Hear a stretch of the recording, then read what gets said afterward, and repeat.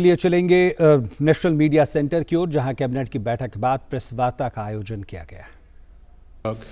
युवा मामले खेल मंत्री श्री अनुराग सिंह ठाकुर जी, माननीय राज्य मंत्री शिक्षा अन्नपूर्णा देवी जी और स्कूल शिक्षा सचिव अनीता कारवाल जो हैं, आप सबका स्वागत है, अभिनंदन है। जैसा हमारा पैटर्न है, पहले माननीय मंत्री जी ब्रीफिंग करेंगे, उसके बाद आप सबके प्रश्न के लिए फ्लोर उपलब्ध होगा। धन्यवाद सर। नमस्कार मित्रों, माननीय प्रधानमंत्री नरेंद्र मोदी जी की अध्यक्षता में आज केंद्रीय मंत्रिमंडल की बैठक में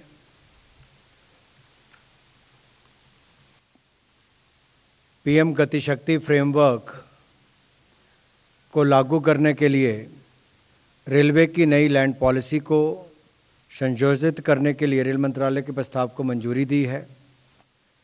इसमें चाहे कार्गो रिलेटेड एक्टिविटीज़ हो, पब्लिक यूटिलिटीज़ हो या रेलवे के एक्सक्लूसिव यूज़ की बात हो, इसमें संशोधन किए गए हैं और ये संशोधित रेलवे की जो भूमि नीति है, इससे बुनियादी ढांचे को और अधिक कार्गो टर्मिनल्स के एकीकृत विकास को बढ़ावा देगी। ये संशोधन प्रतिवर्ष भूमि के बाजार मूल्य के 1.5% की दर से 35 वर्ष की अवधि तक कार्गो के लिए और कार्गो से संबंधित जो गतिविधियां हैं, उसके लिए रेलवे की भूमि की लॉन्ग टर्म लीजिंग का प्रावधान इसमें किया गया है। अगले 5 वर्षों में 300 से ज़्यादा पीएम गति शक्ति कार्गो टर्मिनल्स विकसित किए जाएंगे। 1.25 लाख से ज़्यादा इसमें रोजगार स्वरोजगार के अवसर होंगे। इससे माल ढुलाई में रेलवे की हिस्सेदारी में बढ़ोतरी भी होगी और देश में ओवरऑल लॉजिस्टिक्स कॉस्ट में भी कमी आएगी। इस नीति से रेलवे की ज़मीन पर चाहे सोलर प्लांट्स लगाने हों, उसके लिए भी नॉमिनल लागत पर भूमि को उपलब्ध करवाया जाएगा। इस नीति के माध्यम से रेलवे की भूमि का उपयोग और सरल हो सकता है और सार्वजनिक जो सेवा उपयोगिताएं हैं, जैसे कि बिजली, गैस, पानी या सीवरेज की बात करें या राइट ऑफ वे की भी बात करते हैं, जब ऑप्टिकल फाइबर भी डालनी होती है तो उसके लिए भी दिक्कत आती थी। जल शक्ति मिशन का काम चल रहा है तो पाइप डालनी है तो उसके लिए अनुमति लेने में समय लगता था। इससे जो आम आदमी के जीवन में बदलाव आएगा, यानी कि उसकी जो सुविधाएं मिलती हैं, चाहे वो जैसे मैंने पहले कहा बिजली, गैस, पानी और सीवरेज निपटारन से लेकर राइट ऑफ वे, चाहे ऑप्टिकल फाइबर का हो, उस सब के लिए इससे बल मिलेगा। और प्रतिवर्ष बाजार मूल्य का जो 1.5% ही इसमें मात्र देना होगा। इसके अलावा इसको पीपीपी मोड पर अच्छे स्कूल के भवन बनाने हों तो उसको भी देने का प्रावधान इसमें से किया गया है। स्वास्थ्य की सुविधाएं करनी हो तो उसके लिए भी प्रावधान होंगे और इसके लिए मात्र ₹1 प्रति स्क्वायर मीटर के हिसाब से नॉमिनल वार्षिक फ़ी ली जाएगी। आपको ज्ञात होगा, इससे पहले मात्र 5 वर्ष के लिए ही भूमि देने की जो अवधि होती थी वो मात्र 5 वर्ष की ही होती थी। अब इसको बढ़ाकर जब 35 वर्ष किया गया है तो उससे ज़्यादा कार्गो टर्मिनल्स बन पाएंगे, ज़्यादा निवेशक आ पाएंगे, रुचि उनकी बढ़ेगी और जो जनता से जुड़ी हुई सुविधाएं हैं उनको भी मिलने में देरी ना लगे, क्योंकि रेलवे की लैंड पूरे देश भर में बहुत जगह है, उसका लाभ भी हो सके, वो भी हमने इसमें किया है। कुल मिलाकर 300 गति शक्ति कार्गो टर्मिनल्स विकसित होंगे और 1.25 लाख से ज़्यादा रोजगार इसमें होंगे। दूसरा निर्णय जो माननीय प्रधानमंत्री मोदी जी के नेतृत्व में लिया गया, वो आदरणीय धर्मेंद्र प्रधान जी के विभाग शिक्षा मंत्रालय से है। आपको ज्ञात है जैसे कि शिक्षा के ऊपर पहले दिन से ही प्रधानमंत्री मोदी जी का बल रहा है, इनकी सरकार का बल रहा। अटल जी के समय सर्व शिक्षा अभियान से देश भर के स्कूलों का कायाकल्प हुआ, शिक्षा में विस्तार जो सुविधाओं का था वो भी हुआ और समग्र शिक्षा अभियान माननीय प्रधानमंत्री मोदी जी के नेतृत्व में उसकी शुरुआत भी हुई और न केवल शुरुआत हुई बल्कि 2,94,283 करोड़ रुपए का बजट का प्रावधान भी उसके लिए किया गया। देश भर के लाखों स्कूल के करोड़ों बच्चों के लिए केंद्र सरकार की ओर से लगभग 2,94,000 करोड़ रुपए का प्रावधान समग्र शिक्षा के माध्यम से भी किया गया। अब उसी में ही शुरुआत करते हुए पीएम श्री योजना जो माननीय प्रधानमंत्री जी की PM schools for rising India, उसके लिए भी आज मंत्रिमंडल ने अनुमति प्रदान की है। इसके लिए मैं निवेदन करता हूं माननीय धर्मेंद्र प्रधान जी से कि उस पर आप सबको अवगत करवाएं। धन्यवाद अनुराग जी। मित्रों, आज 7 सितंबर में कैबिनेट एक महत्वपूर्ण विषय को मंजूरी दी है, जिसके बारे में एक प्रारंभिक जानकारी शिक्षक दिवस के अवसर पर स्वयं माननीय प्रधानमंत्री जी ने देशवासियों को दिया था। पिछले 2 साल से देश में राष्ट्रीय शिक्षा नीति लागू की गई है। राष्ट्रीय शिक्षा नीति में जो मोटा मोटा कुछ प्रमुख बिंदु पिछले 2 सालों में लोगों की मन पे उतर रही है। 21वीं सदी की नई पीढ़ी राष्ट्रीय शिक्षा नीति तैयार करेगी, ग्लोबल सिटीजन तैयार करेगी, भारतीय भाषा आधारित, भारतीय पद्धति आधारित शिक्षा व्यवस्था एनईपी की एक प्रमुख अंश है। इसको क्रियान्वयन करने के लिए, उसको इम्प्लीमेंटेशन करने के लिए पाठ्यक्रम से लेके स्कूल की ढांचा, जिसके बारे में अभी आदरणीय अनुराग जी ने भी उल्लेख किया, सरकार समग्र शिक्षा अभियान, पीएम पोषण अभियान, ऐसे महत्वाकांक्षी योजनाओं के साथ साथ शिक्षा एक भागीदारी की दायित्व की विभाग होने के नाते, कॉन्करेंट लिस्ट में रहने के नाते अनेक राज्यों ने भी अपना अपना तरीका अपनाया है। लेकिन उसी के अंदर एक नया मॉडल खड़ा करने के लिए आज कैबिनेट ने एक नया प्रारूप का अनुमोदन किया है। Prime ministers schools for rising India, prime minister school for rising India PM Shri के नाम पे एक आदर्श विद्यालय, एक सर्वश्रेष्ठ विद्यालय, एक मॉडल स्कूल बनाने के लिए आज कैबिनेट ने मंजूरी दी है। 2022 से 27 साल, 2022 से 2027 तक 5 साल के अंदर 27,360 करोड़ रुपया की लागत से लगभग 28,000, लेकिन एग्जैक्टली 27,360 करोड़ रुपया, 14,597 यानी 600 भी आप कह सकते हैं, 14,597 इतने स्कूल की गुणवत्ता बढ़ाने के लिए, नया नेतृत्व खड़ा करने के लिए, एक का ब्लॉक में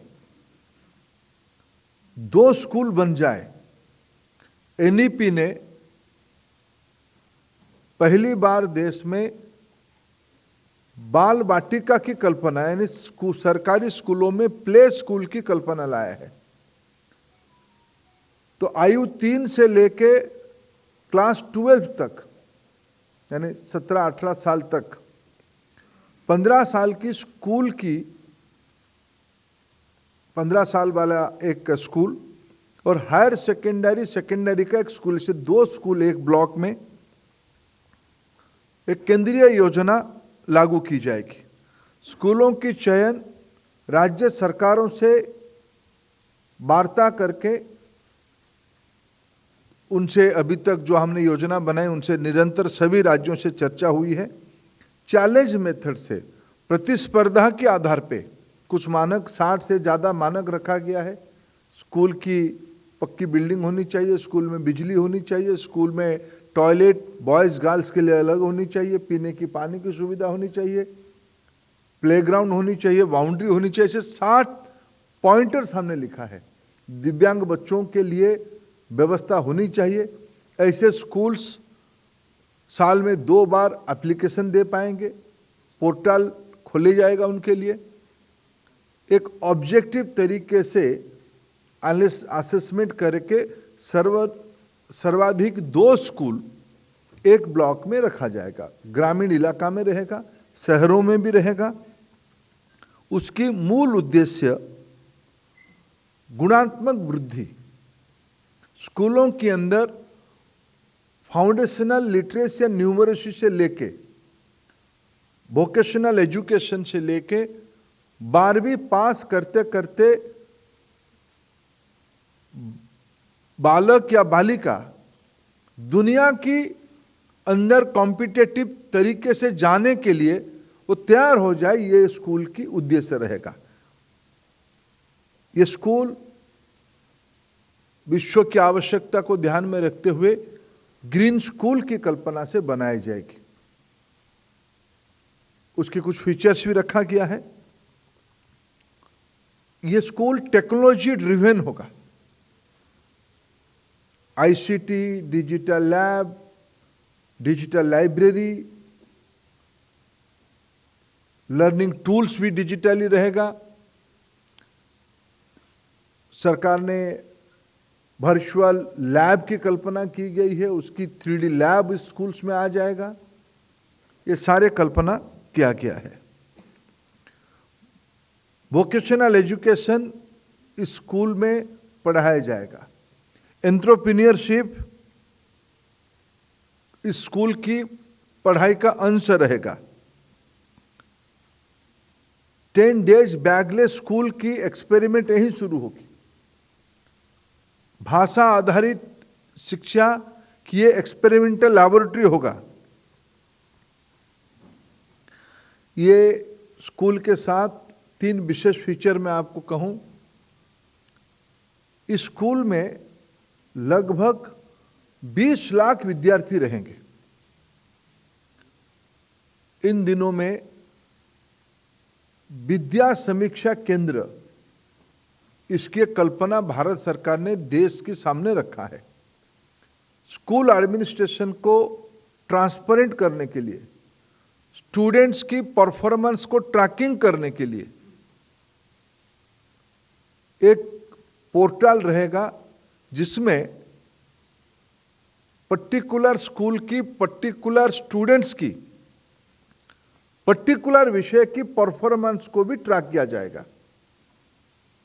तब उस टीचर को पता चलेगा कि एक स्टूडेंट लैंग्वेज में वीक है, मैथमेटिक्स में अच्छा है, हिस्ट्री में अच्छा कर रहा है, फिजिक्स की समझदारी बढ़ाने की आवश्यकता है।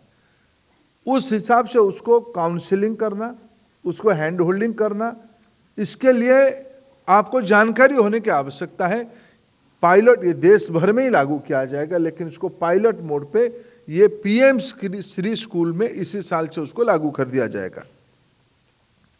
मित्र, जैसे मैंने कहा, इसमें लगभग पर स्कूल 5 साल में 2 करोड़ रुपया की एलोकेशन जाएगी। पहली बार एक योजना हम बना रहे हैं कि दिल्ली से पैसा जाएगा तो सीधा स्कूल को जाएगा। प्रधानमंत्री नरेंद्र मोदी जी की नेतृत्व की सरकार की एक प्रमुख संस्कृति है पारदर्शिता। डायरेक्ट बेनिफिट ट्रांसफर सीधा स्कूल के अकाउंट में होगा। स्कूल की प्रिंसिपल, स्कूल की मैनेजमेंट कमेटी, स्कूल की टीचर बॉडी, ये सारे की जवाबदेही उसके साथ जुड़े रहेगी। उसमें और एक फीचर पहली बार गवर्नेंस में लाया जा रहा है, जो माननीय प्रधानमंत्री कहते हैं कि पार्टिसिपेटरी गवर्नेंस करना है। इस फंड की 40% फ्लेक्सिबिलिटी के लिए उस लोकल कमिटी को या प्रिंसिपल के हाथ में अधिकार रहेगा। यानी दिल्ली तय नहीं करेगा या राज्यों की राजधानी तय नहीं करेंगे या कलेक्टर की ऑफिस तय नहीं करेगा उस स्कूल की आवश्यकता क्या है। उस स्कूल की आवश्यकता को उस स्कूल की प्रिंसिपल, स्कूल की टीचर्स, स्कूल की स्टूडेंट्स, स्कूल की पेरेंट, ये लोग मिलकर तय करेंगे। हमारे स्कूल में क्वालिटी एजुकेशन के लिए जो एलोकेशन आई है उसकी 40% तक पैसा हम क्राइटेरिया ड्रिवन, कुछ क्राइटेरिया रखा जाएगा, लेकिन क्राइटेरिया रखा जाएगा ट्रांसपेरेंसी के लिए, लेकिन किस पाठ्यक्रम में खर्चा करा जाएगा, पेडागोजी में खर्चा करा जाएगा, लोकल टेक्नोलॉजी खर्चे में किया जाएगा, थोड़ा लोकल एक्सपोजर के लिए खर्चा किया जाएगा। ये स्वतंत्रता, फ्लेक्सिबिलिटी पहली बार देश में DBT, last mile tracking and flexibility, ये 21वीं सेंचुरी की स्कूल गवर्नेंस की एक बहुत बड़ा कदम है। ये सारे फीचर्स पीएम श्री स्कूल पे आने वाला है। 2022-23 आर्थिक वर्ष में और एकेडमिक वर्ष में जब आज हम उसकी अप्रूवल कैबिनेट ने हमको दिया है, प्रधानमंत्री जी की आदेश आ गया है, तब उसकी पॉलिसी विभाग ने पूरा राज्यों के साथ मिलके, इसके पहले हमने लंबा समय से लगभग 1 साल से इस विषय पे कई राउंड्स के हमारे अधिकारियों का चर्चा राज्यों के साथ हुई है। राज्यों को ऑन बोर्ड लिया गया है। इसकी विंडो अभी खोल दिया जाएगा। स्कूल्स के लिए राज्य एप्लीकेशन डालेंगे, स्कूल भी डाल सकता है, राज्यों की अनुमति से डालेगा उसको। फिर हम लोग इसी साल पहला बैच ऑफ स्कूल्स को हम उनकी व्यवस्था पहुंचा देंगे। इस बार भी बजट में उसके लिए वित्तीय प्रबंधन भी रखा गया है। मैं आज देश की विद्यार्थियों के लिए भारत सरकार की, विशेष करके राष्ट्रीय शिक्षा नीति के तहत इस सौगात को समर्पित करता हूं और इस अवसर पे प्रधानमंत्री जी को आभार प्रकट करता हूं। उन्होंने जो वादा किया था देश के सामने गुणात्मक शिक्षा के लिए, उसने उस दिशा में उन्होंने एक बड़ी कदम आज उठाई है।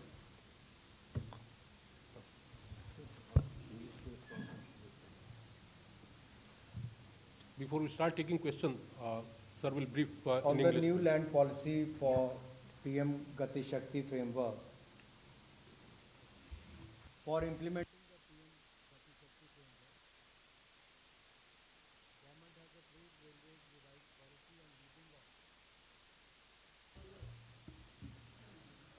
For implementation of PM Gati Shakti framework, the Government of India has approved Railways revised policy on leasing of railway land for cargo-related activities and public utilities. This new policy will enable integrated development of infrastructure and more cargo terminals. This will increase railway share in the freight transportation and reduce overall logistic cost in the country.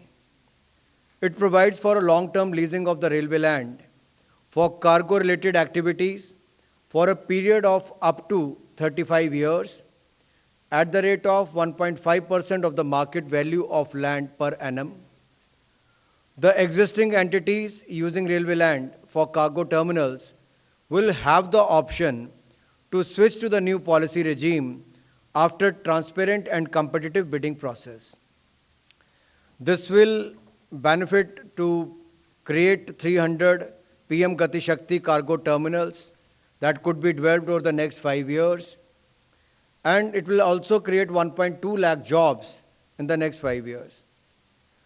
The policy also simplifies the railway land usage and right-of-way for integrated development of public service utilities like electricity, gas, water supply, sewerage disposal, urban transport, etc., by providing railway land at the rate of 1.5% of the market value of land per annum.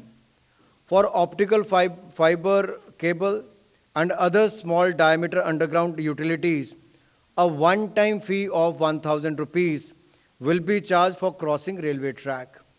आपने देखा कि बहुत दिक्कत आती थी railway track को cross करने के, पानी की पाइप हो, छोटे डायमीटर की पाइप हो, ये ऑप्टिकल फाइबर हो, ये अनुमति नहीं मिलती थी वर्षों तक। अब केवल 1,000 रुपया डालना है, ऑनलाइन अप्लाई करना है और आपको अनुमति मिल जाएगी। The policy provide for use of railway land at nominal cost for setting up of solar plants on the railway land. The policy also encourages for the development of social infrastructure such as hospitals through PPP and the schools through Kendriya Vidyalaya Sangathan on railway land at a nominal annual fee of ₹1 per square meter per annum. चलिए जी, questions? बोलना English में।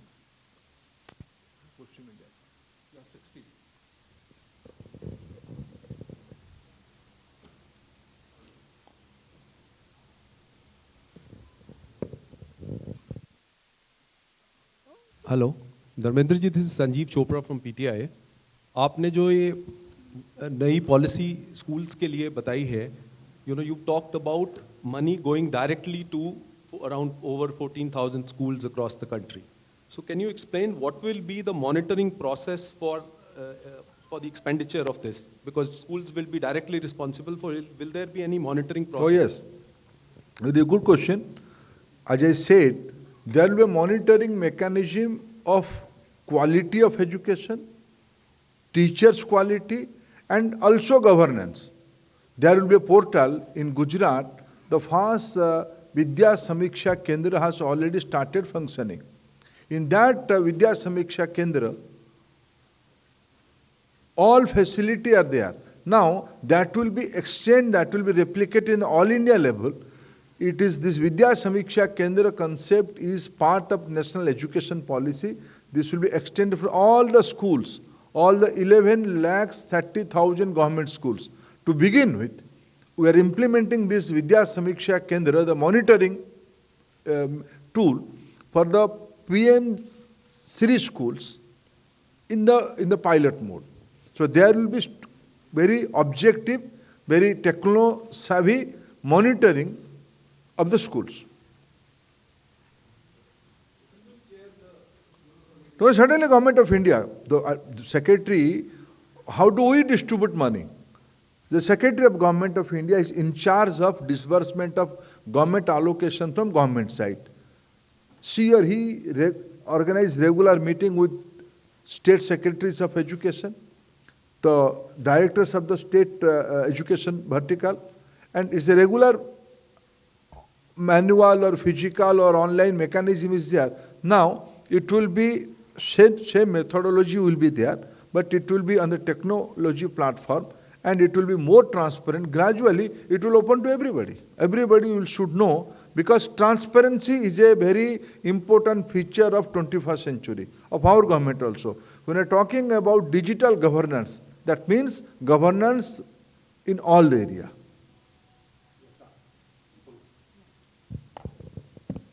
Hi sir, Sapna here from CNBC TV 18. A quick question on the amendments to the railway land license policy. By when can we expect railways to actually notify this? Also, their existing... When can we expect to? Railways to notify the policy. Today is the cabinet call that has been taken.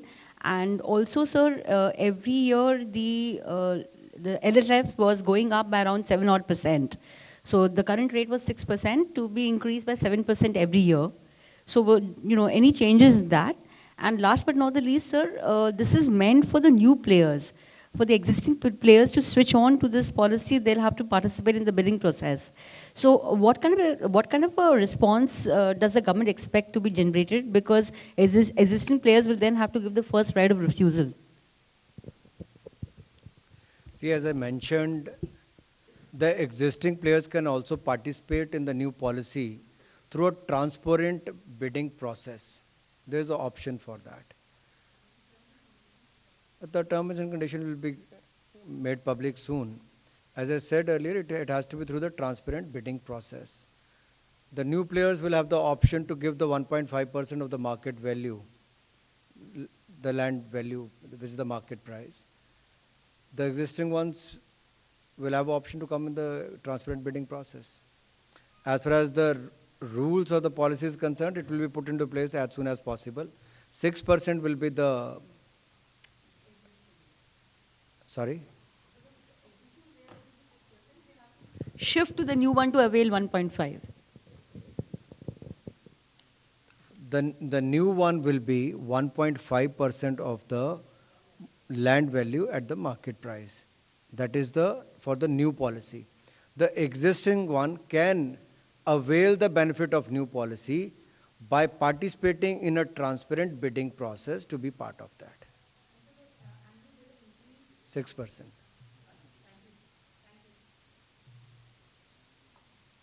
और ये 90 दिन के अंदर policy ले आएंगे जी, implementation हो जाएगी इसकी।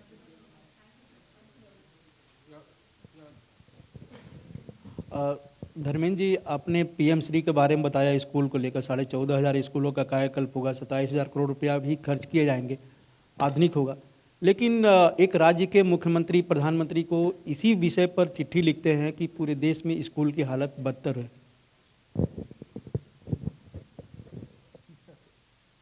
देखिए, कुछ लोग बयान को अपना काम मान लिए हैं। उनको मैं एक उपमा देना चाहता हूँ। कुछ लोग काम करते हैं, कुछ लोग बयान देते हैं। वो बयान बहादुर कुछ लोग होते हैं। जो बयान बहादुर साहब का चिट्ठी आप लोगों के माध्यम से हमने अभी पढ़ा और थोड़ा समझने का कोशिश किया। आपने अच्छा हुआ ये प्रश्न उठाया। आज तो देश के लिए एक बहुत बड़ा सौगात आया है, लेकिन फिर भी मैं कुछ बुनियादी जानकारी आपके सामने, क्योंकि कुछ दिनों से इसको लेके बहुत बयानबाजी और पोजीशनिंग किया जा रहा है। कितना इन्वॉल्व है, कितना उनकी चिट्ठी में। मैंने एक शब्द अभी देख रहा था अनुराग जी को, मैं हिंदी मेरा अभ्यास कम है, मैं अनुराग जी को समझ रहा। अनुराग जी, ऐसा हिंदी साहित्य में कहा जाता है क्या, सरकारी स्कूल किसी कबाड़ खाना से ज़्यादा खराब है। कबाड़ खाना क्या है, इसे मैं अनुराग जी से समझ रहा था। कबाड़ खाना, अगर परसों प्रधानमंत्री जी ने और माननीय राष्ट्रपति जी ने देश की 45 शिक्षकों को, देश भर की, आसाम से लेके तमिलनाडु तक, पौंडीचेरी से लेके हिमाचल तक, देश की सभी प्रांतों की 45 शिक्षकों को सम्मानित किया। उन शिक्षकों की सम्मानित करने के अवसर पे विभाग ने एक वीडियो सबके बारे में बनाया था। सरकारी स्कूल थे, एक आधा निजी स्कूल भी थे, ज़्यादातर सरकारी स्कूल थे, 2-4 भारत सरकार के नवोदय और केंद्रीय विद्यालय भी थे, लेकिन ज़्यादातर राज्य सरकारों के स्कूल्स थे। उन स्कूलों के बारे में 45 लोगों के बारे में 8-9 मिनट की एक वीडियो एजुकेशन मिनिस्ट्री की वेबसाइट पे है। मैं देश की शिक्षकों को आभार प्रकट करूंगा। उन्होंने अपने बच्चों को जितने जतन से पालते हैं, ऐसे उन्होंने अपने स्कूल्स को भी पाला है। अपने घर को जितना ठीक से नहीं रखते, अपने स्कूल्स को भी ठीक से रखा है। अगर देश की एक राज्य की जिम्मेवार व्यक्ति बयान बहादुर अगर स्कूल्स को कबाड़ खाना कहते हैं, तो मैं खेद प्रकट करता हूं। मैं चिंता में रहता हूं कि ये किस प्रकार की भाषा यूज किया जाता है शिक्षा जगत में। कुछ तथ्य मैं और रखना चाहूँगा आपके सामने। जो महोदय अपने शिक्षा को लेके इतना बड़बलापूर्ण करते हैं, मैं उनकी 4 फंडामेंटल्स, उनकी ऐसे दिल्ली में अन्य राज्यों की सरकार की तुलना में खर्चा कम है। कई सारे खर्चा राज्य सरकार को जो करना पड़ता है दिल्ली में, वो भारत सरकार कर लेती है। पुलिस के खर्चा अन्य राज्यों में उन राज्य सरकारों को करना पड़ता है, दिल्ली में उसकी खर्चा भारत सरकार करती है। अनेक सारे रोड्स की खर्चा भारत सरकार यहां कर लेती है। एक राज्य की जिम्मेवारी जो रहता है उसकी दिल्ली जैसे प्रांतों में एक सब्सटेंशियल अमाउंट अन्य एजेंसी खर्चा कर देता है, भारत सरकार खर्चा कर देती है। यानी एक राज्य क्या सरप्लस स्टेट है। उसके बाद जो लोग शिक्षा को अपना एक बड़ा ब्राउनिंग पॉइंट मानते हैं, उनकी मैं बहुत ज़्यादा नहीं, 4 पॉइंट उन्हीं की तथ्य के ऊपर रखता हूँ। जब ये लोग सत्ता में आए तब दिल्ली में सरकारी स्कूलों में जितना एनरोलमेंट होता था, आज उस एनरोलमेंट की संख्या घटी है। यानी सरकारी स्कूलों में उन्हीं के कार्यकाल में विद्यार्थियों की संख्या घटी है। ये उन्हीं की स्टैटिस्टिक्स, शिक्षा विभाग की स्टैटिस्टिक्स कहता है। नंबर 1, ये जब 2015 में चुनाव लड़ रहे थे, उन्होंने अपने मैनिफेस्टो में कहा कि हम 500 मॉडल स्कूल बनाएंगे। मैं एक 29 अगस्त का इंडिया टुडे की वेबसाइट पे एक कागज़ आपके सामने रख रहा हूं, जिसमें एक आरटीआई के माध्यम से पता चला है कि 500 छोड़िए, सरकार तो शायद 6-7 साल हो ही गया ना, इस 7-8 सालों के अंदर 500 छोड़िए 63 स्कूल खोले हैं। विद्यार्थी घटे हैं, स्कूल नहीं खोले हैं। उनकी शिक्षा विभाग की वेबसाइट से ये पता चलता है दिल्ली में स्कूल्स नहीं बने हैं जितना वादा था। और सबसे और चिंता की विषय है, उन जो बच्चे जहाँ सरकारी स्कूलों में पढ़ते हैं, उन स्कूलों की गुणात्मक स्थिति क्या है। ये कहा जाता है कि हमने दुनिया के अंदर अच्छा शिक्षा व्यवस्था कर दी। सभी राज्यों की सहमति से, दिल्ली सरकार की सहमति के साथ एक नेशनल असेसमेंट सर्वे किया गया, नैस, जिसमें 2021 की डाटा मैं आपके सामने कह रहा हूं।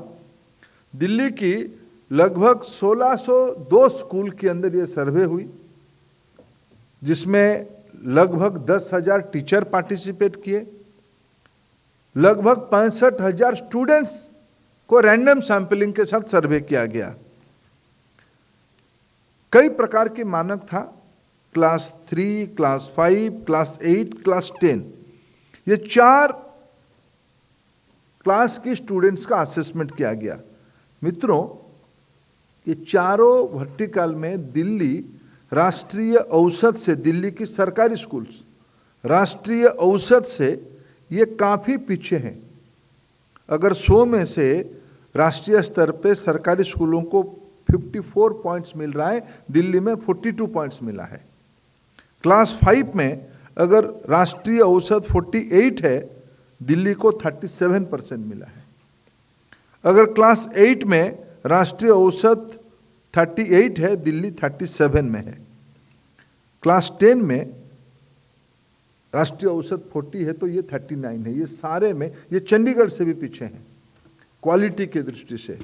मित्रों, उससे और गंभीर बात मैं आपके सामने इस समय स्टैटिस्टिक्स कह रहा हूं तथ्य के आधार पे। एक स्कूल की गुणवत्ता पता चलता है, स्कूल की लीडर कैसा है, प्रिंसिपल कैसा है। 2020 और 21 के अंदर दिल्ली में स्कूल्स के लिए एक भी शिक्षक, एक भी प्रिंसिपल नया नियुक्ति नहीं हुई है। ये दिल्ली सरकार की स्टैटिस्टिक्स में आपके सामने रख रहा हूं। दिल्ली सरकार की जो यूडाइस पोर्टल में सरकारों को, राज्य सरकारों को 100 मोटो अपना इंफॉर्मेशन देना पड़ता है। हम नहीं पूछते, वो देते हैं, यानी वो डाटा उनका है। अगर 4 पॉइंट में हम देखें, students enrolment, quality of students, new school opening and new principal appointment, चारों में दिल्ली राष्ट्रीय औसत से पीछे है।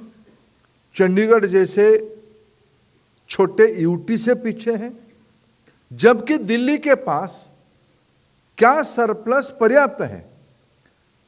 जो लोग अभी अभी पंजाब में सत्ता में आए और उनके बारे में पंजाब और दिल्ली मिला के मैं तो बहुत आनंदित हुआ जब ऐसे अनुराग जी जब बोलते हैं हमको अच्छा लगता है। उन्होंने उनके बारे में कुछ डी डा लगा के अच्छा शब्द लगाया। तो पंजाब की एक जानकारी आप ही की लोगों से आज अखबारों में छपी है। पंजाब की वहाँ सरकारी कर्मचारी अधिकारियों को 6 दिनों से तनख्वाह नहीं मिली है।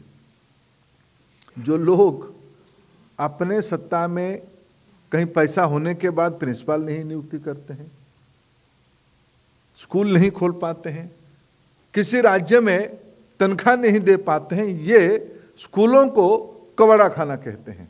इसीलिए इस प्रकार के बयानवीरों को मैं गंभीरता से नहीं लेता हूं। उनको सद्बुद्धि होनी चाहिए। ये शिक्षा जैसे एक, जब देश एक नई मिजाज पे जा चुका है, उस समय में कई सारा विषय आज देश सारे भेदभाव को भूल के एकमत हो रहा है, उसमें से भी उनको एक सकारात्मक भूमिका अपनानी चाहिए। मैं माननीय धर्मेंद्र जी की बात में केवल एक बात जोड़ना चाहूँगा कि नई शिक्षा नीति भी हम लाए, समग्र शिक्षा के माध्यम से 2,94,000 करोड़ हम लोग खर्च भी कर रहे हैं सभी राज्यों के विद्यार्थियों के लिए, और पोषण अभियान के अंतर्गत भी हज़ारों करोड़ रुपया, कुल मिलाकर लगभग 4 लाख करोड़ से ज़्यादा दोनों के अंतर्गत खर्चा होता होगा। ये 4 लाख करोड़ रुपया बच्चों की शिक्षा और पोषण के ऊपर नरेंद्र मोदी जी की सरकार खर्च करती है। और पीएम श्री भी अगर 14,597 स्कूलों के एक मॉडल स्कूल बनाने का प्रोजेक्ट लाए हैं, 20 लाख विद्यार्थियों को उसका लाभ मिलेगा, और शराब खाने में व्यस्त लोग कबाड़ खाना स्कूल को कहें तो दुर्भाग्य है।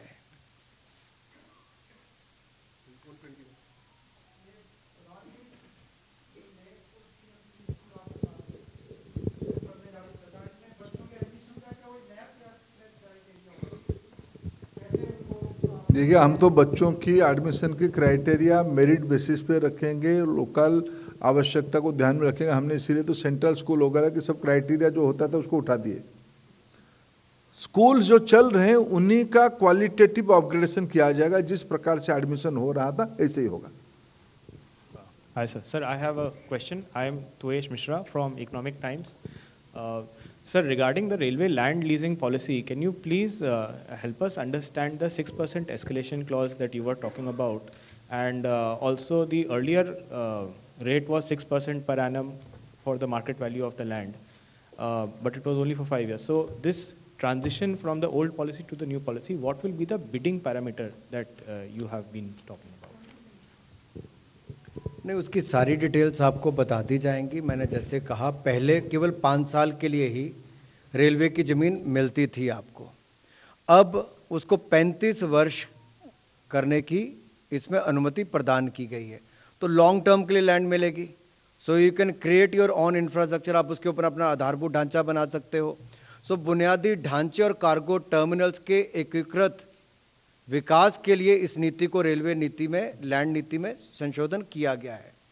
कीमत क्या देनी पड़ेगी? लैंड का जो मार्केट वैल्यू है उसका 1.5% आपको देना पड़ेगा, और पर एनम जो उस पर आपको इंक्रीमेंट होगी वो लगभग 6% के लगभग होगी। और ये सब स्टेक होल्डर से बात करने के बाद ही इस पर आए हैं, और ये सारी नीति उसके आधार पर बनाएगी। इससे बड़ी बात एक और है कि जो सबसे बड़ी रुकावट आती थी, जैसा मैंने पहले कहा, राइट ऑफ वे, चाहे ऑप्टिकल फाइबर डालने की बात हो, पानी की पाइप डालने की बात हो, कहीं सीवरेज के लिए व्यवस्था करनी, बिजली की तारें लेके जानी हो, उसकी अनुमति नहीं मिलती थी। मात्र 1,000 रुपया आपको ऑनलाइन जमा कराना है, एप्लीकेशन डालनी है, राइट ऑफ वे भी आपको उससे मिल जाएगा, उसकी परमिशन भी मिल जाएगी। ये बहुत बड़ा सुधार है। मैंने तो अपने संसदीय क्षेत्र में रेलवे लाइन के 2 पाइप 2 छोर पे खड़े थे जोड़ने के लिए। देहरा मेरा एक विधानसभा क्षेत्र है, वहाँ पर पठानकोट से रेलवे लाइन जाती, जोगिंद्रनगर, उसकी बात है, उसकी अनुमति लेने का मौका नहीं मिलता था कि 2 छोर को जोड़ने के लिए। अब 1,000 रुपया जमा कराना, उससे वो अनुमति मिल जाएगी।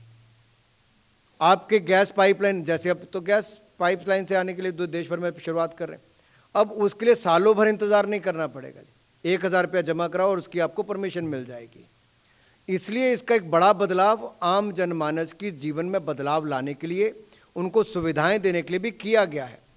दूसरा बड़ा बदलाव है कि कार्गो टर्मिनल्स बने, बुनियादी ढांचा मजबूत हो, उसके लिए लैंड को 5 साल के बजाय 35 वर्ष के लिए किया गया है, ताकि लोग इन्वेस्टर्स और सीरियस इन्वेस्टर्स इसमें आ सकें। इसके 2 प्रमुख कारण हैं। और कार्गो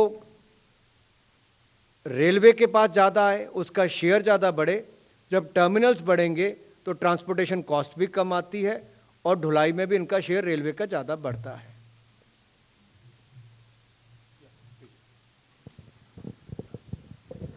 धर्मेंद्र सर नमस्कार, शिशिर हिंदू बिजनेस लाइन से।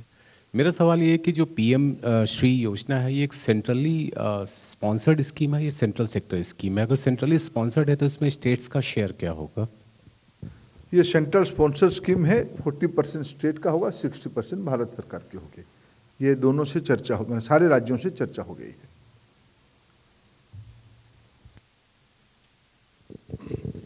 So I'm Shahid Abbas from Informis Media. So as far as the standard of the school goes, will it be at par with the central schools? Number two, as what I understand from your briefing, the major focus that you highlighted was on infrastructure. Will there be any focus on the quality of teaching as well? I think आपको मैं फिर समझाऊं, जो 60 point selection criteria रखा गया है जिसमें सारा चीज़ इंफ्रास्ट्रक्चर वाली चीज़ हो। Primarily school focused on quality, technology, green school, new pedagogy, new learning teaching material, ये सारा चीज़ों को 40% फ्लेक्सिबिलिटी टू लोकल लीडरशिप। इसके अर्थ है घर बनाने के लिए नहीं, घर तो है इसीलिए दे रहे हैं कि आपकी मान लो कोई एक लोकल एक कल्चरल ग्रुप से वो सीखना चाहेंगे, वो सीखेंगे। कहीं उनकी स्टूडेंट्स को एक एक्सपोजर देने के लिए वो थोड़ा बाहर जाना चाहेंगे, वो जाएंगे। इस प्रकार की क्वालिटेटिव इंप्रूवमेंट के लिए ये कल्पना की गई है।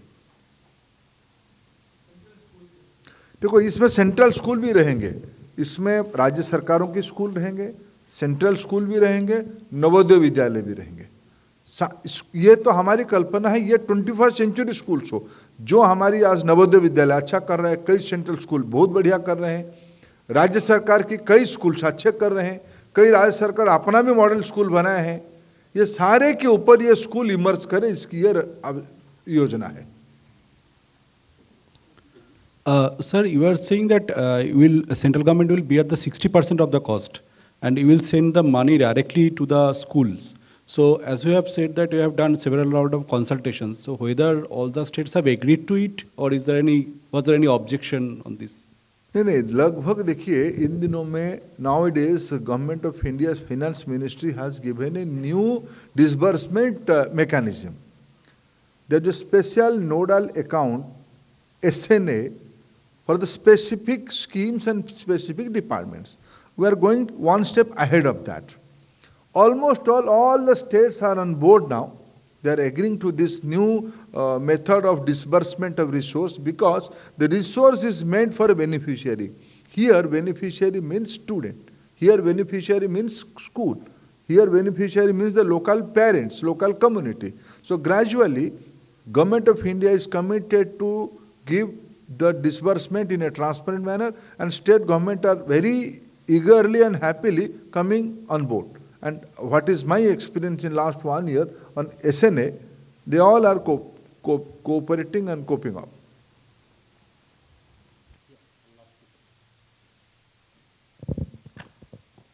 मैं भी सोचूं प्रेस कॉन्फ्रेंस पूरी होगी कैसे कैबिनेट ब्रीफिंग। जी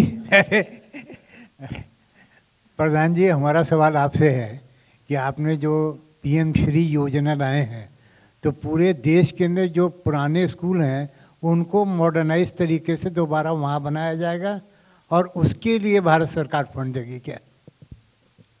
ये राज्य सरकारों के ऊपर है। जो क्राइटेरिया भारत सरकार बनाई है राज्यों को परामर्श करके, उसमें जो स्कूल आएंगे उन्हीं को एलोकेशन दिया जाएगा। एक point driven, criteria driven selection methodology रहेगा, उसमें से जो ऊपर आएगा उसी को ये एलोकेशन जाएगा। और उसमें हमने कहा कि एक ब्लॉक में 2 स्कूल एवरेज होंगे, ये कल्पना है। धन्यवाद।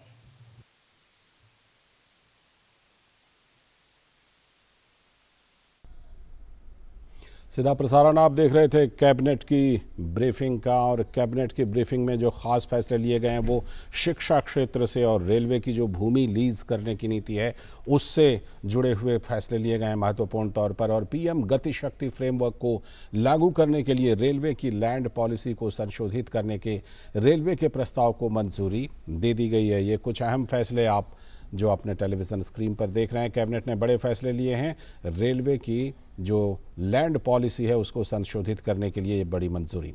अगले 5 वर्षों में 300 से ज़्यादा पीएम गति शक्ति टर्मिनल्स विकसित किए जाएंगे। ये भी फैसला लिया गया है कैबिनेट की तरफ से। इन टर्मिनलों से 1.25 लाख से भी ज़्यादा रोजगार उपलब्ध होगा। पीएम श्री योजना जो स्कूलों से जुड़ी हुई है उसको कैबिनेट ने मंजूरी दे दी है। PM school for rising India, ये है पीएम श्री का फुल फॉर्म। प्रधानमंत्री ने इस योजना का ऐलान किया था, पीएम श्री योजना का, और उसी को आज कैबिनेट ने मंजूरी दे दी है। शिक्षक दिवस के मौके पर प्रधानमंत्री की तरफ से यह ऐलान किया गया था पीएम श्री योजना का, तो उसी को आज कैबिनेट ने मंजूरी दे दी। राष्ट्रीय शिक्षा नीति, जो नई राष्ट्रीय शिक्षा नीति है, उसके अनुरूप तैयार किए जाएंगे मॉडल स्कूल, और 5 साल के अंदर 27,360 करोड़ रुपए की लागत से ये मॉडल स्कूल तैयार किए जाएंगे। फिलहाल 14,597 मॉडल स्कूल बनाए जाएंगे पीएम श्री योजना के तहत। इस वक्त सीधे लिए चलते हैं आपको दिल्ली भाजपा के प्रेस कॉन्फ्रेंस में। और इस आधार पे इनके आपराधिक दिमाग का हम सभी को परिचय मिलता है। आपको जान करके अजीब लगेगा कि ये रोज आते हैं और अपने को क्लीन चिट दे देते हैं। जो अपराधी हैं, जिनके ऊपर आरोप है, शराब कांड में लूट के आरोप है, कमीशन खाने का आरोप है, सरकार का पैसा फ्री कर दे के बांट करके पीछे से अपने पॉकेट में लेने का आरोप है, वो रोज आकर के अपना क्लीन चिट दे देते हैं। क्लीन चिट देने का काम एजेंसी का है। तो ऐसे लोग को सीबीआई कहती है कि भाई no clean chit has been given to any, आरोपी का अंग्रेजी क्या होता है? Accused in this case. ये चूंकि अंग्रेजी में ही मैंने पत्र पढ़ा था, आपने भी पढ़ा होगा कि no clean chit has been given to any accused. कितने एक्यूज्ड हैं? इसमें 1 दर्जन से ज्यादा एक्यूज्ड हैं। और मनीष सिसोदिया को ऐसा लगता है कि जैसे मैं ही केस का इंचार्ज हूं, मैं ही केस देख रहा हूं और मैं ही क्लीन चिट दे सकता हूं। सिर्फ झूठ बोलना, काम नहीं करना, भ्रम फैलाना, ये तो सब जानते एक अरविंद केजरीवाल की मास्टरी है। लेकिन आजकल शराब की कमाई पर देश में भ्रमण पे निकल जा रहे हैं। कोई सवाल करेगा ना कि आप इतना घूम रहे हैं, खर्चा कौन उठा रहा है? तो क्या उसी शराब की कमाई पे, लूट पे आप घूम रहे हैं? हमें इस बात का बहुत आश्चर्य हो रहा है जो हम आपके सामने बैठे हैं, क्योंकि आजकल आम आदमी पार्टी की सरकार को 3-4 शब्दों से लोग पुकार रहे हैं। रेवड़ी की सरकार, बेवड़ी की सरकार और अभी झूठ की सरकार। अब ये कहने में हम नहीं जानते थे, हम तो सोचे भी नहीं थे कि आगे चल के हमको दिल्ली की सरकार को ये शब्दों से संबोधन होता मिलेगा। लेकिन इनकी रेवड़ी का, बेवड़ी का असर क्या है? आज पंजाब में कर्मचारियों का वेतन नहीं मिल रहा है। यह आज की एक नई सनसनी है कि पंजाब में जो लोग काम करने के बाद अंतिम दिन आकर के अपना वेतन लेते थे, उनको वेतन ही नहीं मिल रहा है। क्या अरविंद केजरीवाल इसका जवाब देंगे? जवाब तो देना ही पड़ेगा, क्योंकि आप जवाब नहीं भी देंगे तो ये छुपने वाला चीज थोड़ी है। पाप कभी भी छुपता नहीं है, झूठ कभी भी छुपता नहीं है, और नोटिस फाड़ने से नोटिस का महत्व कभी खत्म नहीं होता है।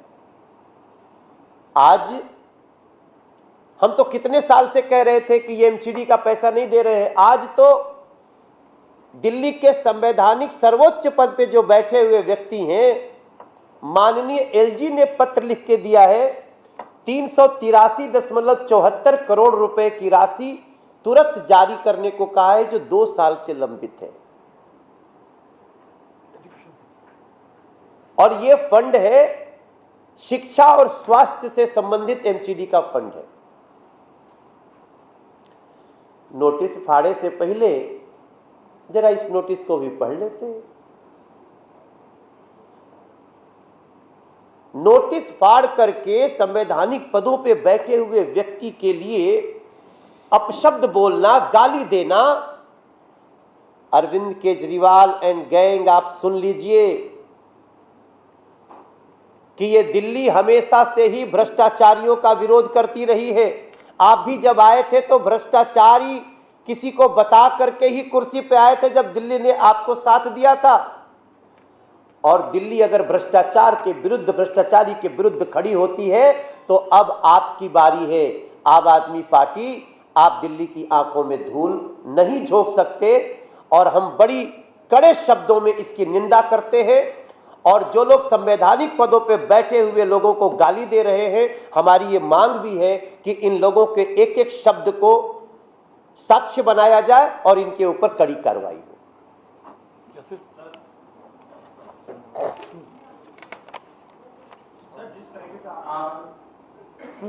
सवाल अगर कोई है सर, जिस तरह से आपने कहा कि जो भी खबर जो सीबीआई की पत्नी थी उन्होंने एलिगेशन लगा कि फरवरी में उनके पद पर वर्चुअल इतना था कि वो रिजाइन करने की सोच रहे थे और 1 अगस्त को उन्होंने लेटर भी लिख दिया था। लेकिन सवाल ये खड़ा होता है सर, फरवरी वक्त तो मनीष सिसोदिया के केस का तो पता ही नहीं था और 1 अगस्त की बात करें तो ये जांच सीबीआई को 1 अगस्त को। देखिए, यही तो बात है। मैं क्या कहना चाहते हैं, हम आप सभी, हम लोग इंसानियत की बात करते हैं, हमारा देश, और ये लोग एक मृत व्यक्ति को ऐसे राजनीति में घसीट करके इतना घटिया हरकत कर रहे हैं। सब इतना दुखद है। किसी भी ऐसे व्यक्ति का किन्हीं भी परिस्थितियों में सुसाइड करना बहुत ही दुखद है, लेकिन आप इसका प्रयोग किस लिए कर रहे हो? और आज जब उनकी पत्नी ने, आदरणीय ज्योति ने ये बात कहने के बाद, क्या आप उनसे माफी मांगोगे?